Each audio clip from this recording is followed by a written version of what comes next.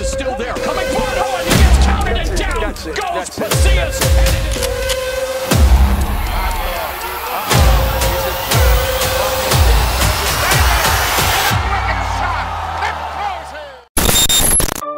Matapos ang hindi ganong kaimpresibong performance sa naging huling laban niya, ay sinabi ng promoter ni Genroel Cosmero na nawalan na ito ng ticket para lumaban pa dito kay Naoya Inoue. At ngayon naman ay kay Naoya Inoue na rin mismo nang galing na wala na rin umano itong interest pa na lumaban dito kay Genroel Cosmero. Kaya naman mukhang sa panaginip na lamang natin makikita na maglaban sina Genroel Cosmero at itong si Naoya Inoue sa ibabaw ng lona. Kaya naman ang tanong ngayon ay ano na nga ba ang susunod na hakbang para dito sa ating kababayan? Nabanggit kasi noon itong si Genroel Cosmero na nais pa niya muling maging isang world champion dito sa timbang ng 122. Kaya naman ang maaari niyang gawin ay labanan niya muna ang ilan sa mga high rankings ng mga boksingero sa timbang na ito.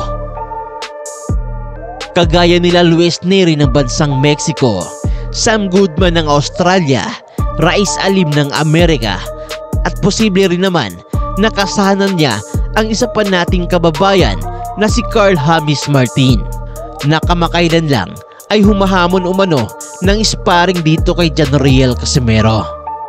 At kung sakaling magawang matalo ni Cuadro ang mga boksingerong ito, ay posibleng muling tataas ang kanyang pwesto sa Super Bantamweight Division. At kung magkagayon man, ay magkakaroon muli ito ng tsansa na lumaban sa isa pang pandaigdigang kampyonato. At kung magkataon, ay makakalabanan niya itong halimaw na boksingero. Pero bago yan ay dapat na munang patunayan ni Cuadro Alas na meron pa siyang maibubuga. Dahil sa edad niya ngayon na 34, ay sinasabing nalalapit na ang takip silim ng kanyang karera.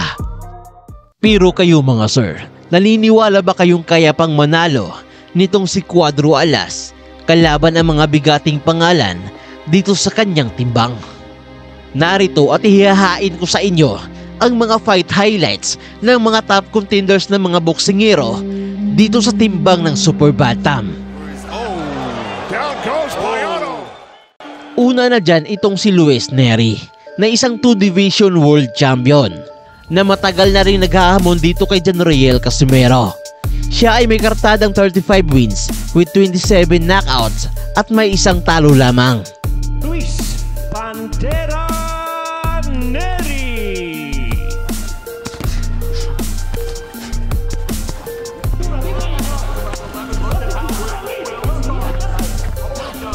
This should be a gunfight right now. Where is down goes Mayano. You gotta go. You gotta go. And then the hook right there. And the delay. That's the delay.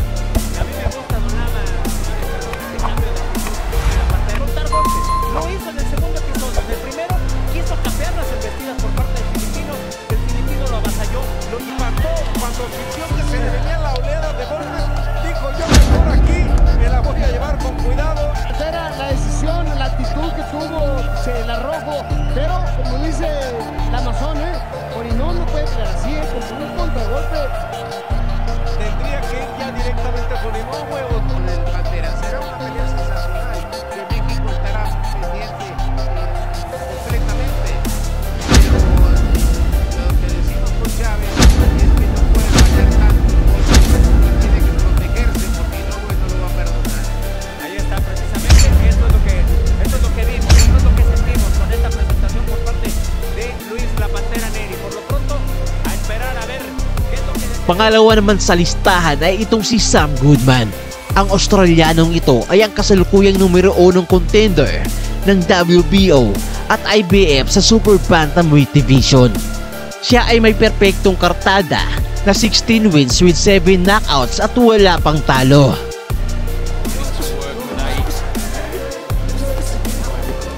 Body shots. Back with an uppercut, Flores. Let's see if Goodman can get it. Beautiful body shot. Sends him down. And there's so much time left here in round number 8. This is not gonna be good. At ang pangatlong posibleng sunod na makakalaban ng ating kababayan ay walang iba kundi itong sinasabing nambugbog di o manunoon dito kay John Casimero sa sparring na si Raiz Alim. Siya ay isa sa mga top contenders ngayon ng 122.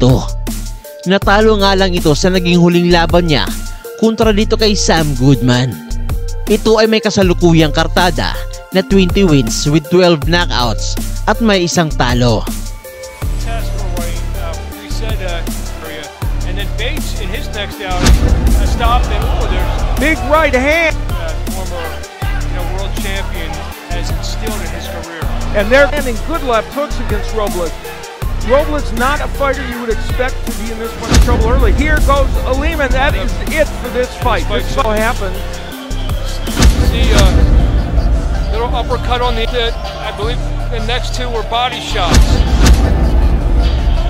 The left upstairs. The second.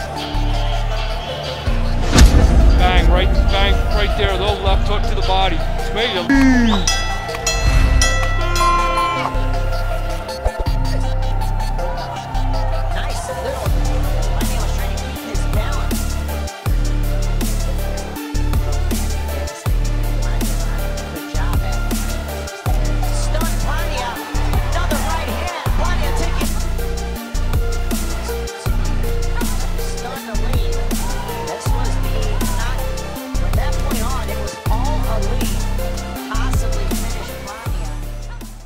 At para naman makataya kayo sa paparating na mga bigating laban dito sa boxing at sa iba pang sports, ay gamitin lang ang 1xBet, ang isa sa pinakasikat at lehitimong online betting platform ngayon dito sa Pilipinas at sa buong mundo. Para makapagrehistro ay i-click lang ang link na nakapin dyan sa ating comment section at gamitin lang ang ating promo code na 1xBoxing. At nang sa ganon ay makakuha kayo ng up to 6,000 pesos na bonus sa una mong deposito. Kung magkano ang halagang i-deposit nyo, ay yun din ang halaga ng perang matatanggap ninyo. At andyan na rin sa ibaba ang ating video tutorial. At ang panghuli naman, ay itong pinakamainit na pinag-uusapan ngayon na si Carl Hamis Martin. Ang isa pang Pinoy na pilit na itinatapat dito kay Cuadro Alas John Casimero. Gaya ni Casimero, ay isa rin itong si Carl Hamis Martin na nasa top rankings ngayon ng Super Bantam. May edad pa lamang itong 24 years old at mas bata ng 10 taon dito kay Cuadro Alas. Siya ang kasalukuyang number 4 top contender ng International Boxing Federation na nasa likod lamang ni Sam Goodman at nitong si Raiz Alim. Mayroong perpektong kartada itong si Carl Hamis Martin na may 22 na panalo at 17 sa mga ito ay sa pamamagitan ng knockouts.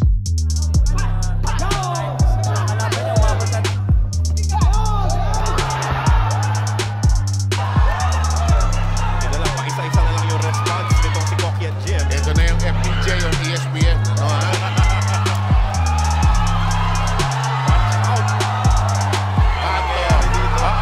He's in trap. Koki at Jim barely standing. And a wicked shot. Pero kayo mga ma'am at mga sir, sino kaya sa mga boksingerong nabanggit ang nais nyong sunod na makakalaban nitong si Cuadro Alas? Mag-iwan lamang na inyong komento at huwag mo sana kalimutang mag-like at mag-subscribe. At i-share na rin ang ating video. At muli, daghang salamat!